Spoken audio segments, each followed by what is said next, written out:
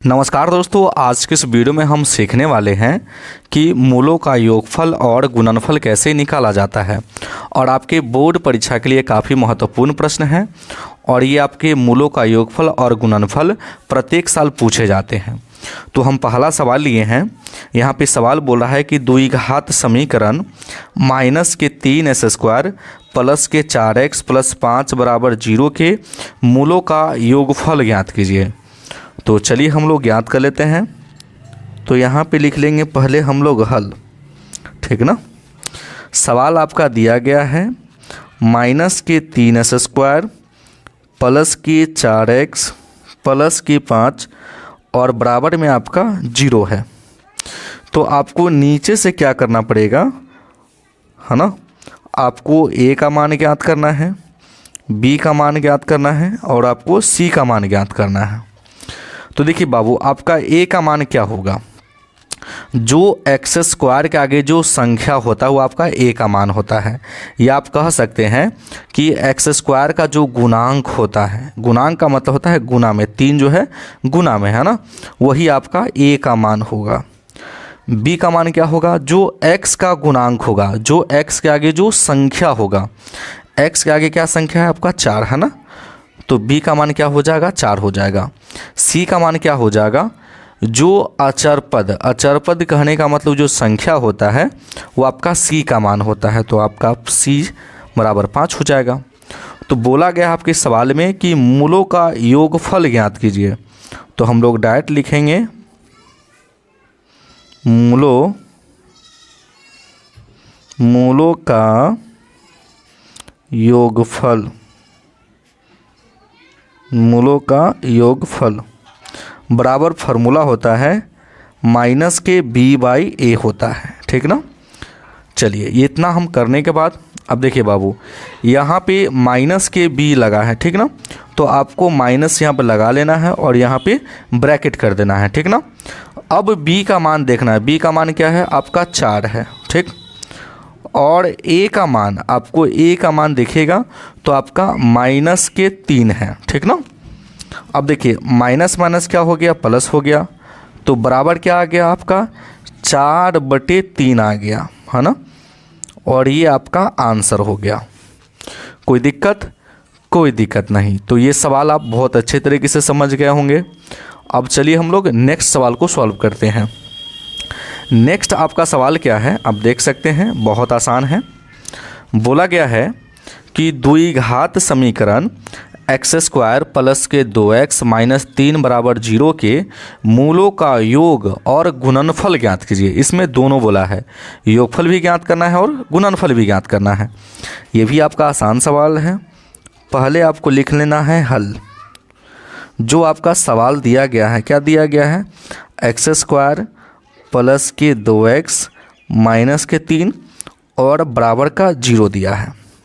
तो आपको क्या करना है, इसमें से a का मान आपको निकालना है, b का मान निकालना है और आपको c का मान निकालना है। तो a का मान क्या होगा, हम आपको क्या बोलें कि x² का जो गुणांक होगा, गुणांक का मतलब होता है इसके गुना में। अब यहाँ पे तो कुछ नहीं हो तो मतलब कुछ नहीं, तो एक छुपा रहता है, ठीक ना। चलिए यहाँ पे हम 1 रख देंगे a का मान। x के आगे क्या है, 2 है, तो ये आपका b का मान हो जाएगा। c का मान क्या हो जाएगा, वो जो अचर पद होता है, अचर पद जो संख्या होता है, संख्या क्या है -3, तो ये आपका c का मान हो गया, ठीक ना। तो हम लोग को मूलों का योग निकालना है, ठीक ना। तो यहाँ पे नीचे लिखेंगे मूलों का योग, मूलों का योग बराबर फार्मूला होता है माइनस के b/a होता है। तो देखिए यहाँ पे माइनस लगा है तो माइनस आपको लगा देना है, यहाँ पे ब्रैकेट कर देना है, यानी कि कोष्ट कर देना है, ठीक ना, और बटा कर देना है। चलिए b का मान आप देखिए, b का मान क्या है आपका 2 है, a का मान क्या है बाबू आपका 1 है, ठीक ना। देखिए अगर माइनस गुना करेगा 2 को तो माइनस के 2 रहेगा, बटे में 1 है तो हम रख देंगे 1। अगर हम 1 का भाग करें -2 में तो माइनस के 2 ही आएगा। तो ये हमने क्या किया बाबू, मूलों का योगफल ज्ञात कर लिया। अब हम लोग को क्या करना है, गुणनफल ज्ञात करना है, ठीक ना। तो चलिए हम लोग गुणनफल ज्ञात करते हैं।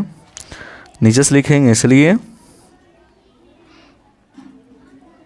मूलों का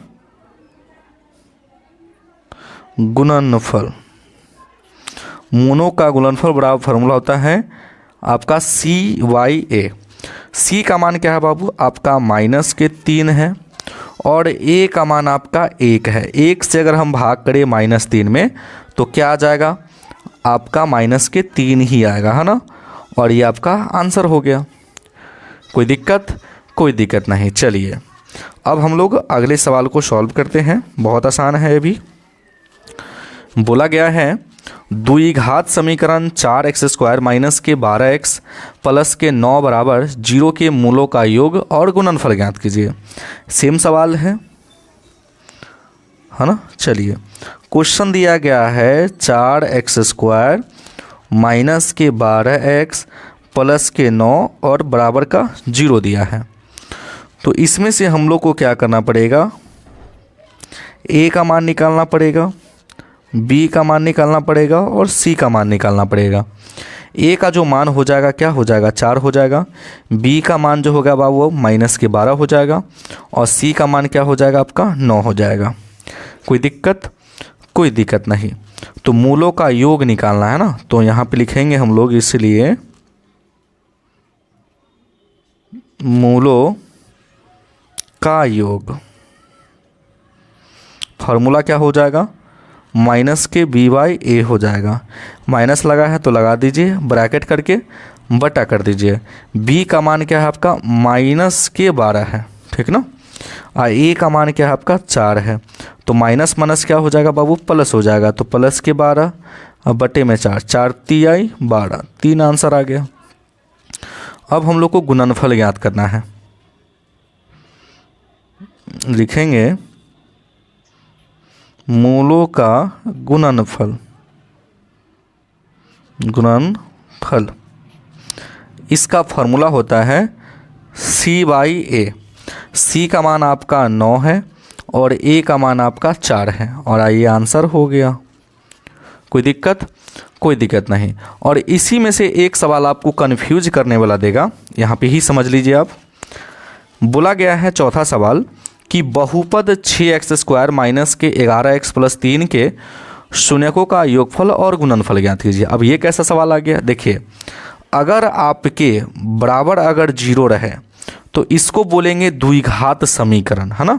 तो अगर आपको बराबर में अगर 0 है तो आपको बोलेगा कि मूलों का योग और मूलों का गुणनफल ज्ञात कीजिए। अगर मान लीजिए कि बराबर में अगर 0 नहीं है तो आपको बोलेगा कि शून्यकों का योग और, है ना, गुणनफल ज्ञात कीजिए। और दोनों का फॉर्मूला क्या होता है, सेम ही होता है। जैसे कि आपका मूलों का योग का फॉर्मूला है -B/A, तो शून्यकों का योग का भी फॉर्मूला क्या होगा, -B/A होगा, है ना। बस यहाँ पे 0 का फ़र्क है। अगर 0 बराबर में रहेगा तो द्विघात समीकरण हो गया, अगर बराबर में 0 नहीं है ना, तो ये बहुपद हो जाएगा, ठीक ना। चलिए तो हम यहाँ इस सवाल को भी सॉल्व कर लेते हैं। तो यहाँ पे लिख लेंगे हम लोग हल। सवाल दिया गया है 6x² माइनस के 11x प्लस के 3। अब इसके बराबर में 0 नहीं है तो बोला गया है कि शून्यकों का योगफल और गुणनफल ज्ञात कीजिए। तो आपको A का मान ज्ञात करना पड़ेगा, B का मान ज्ञात करना पड़ेगा और C का मान ज्ञात करना पड़ेगा। A का मान देखिए, x² के आगे जो संख्या होता है वो A का मान होता है, जो x के आगे जो संख्या होगा आपका B का मान होगा, ठीक ना। और जो संख्या होगा आपका C का मान होगा।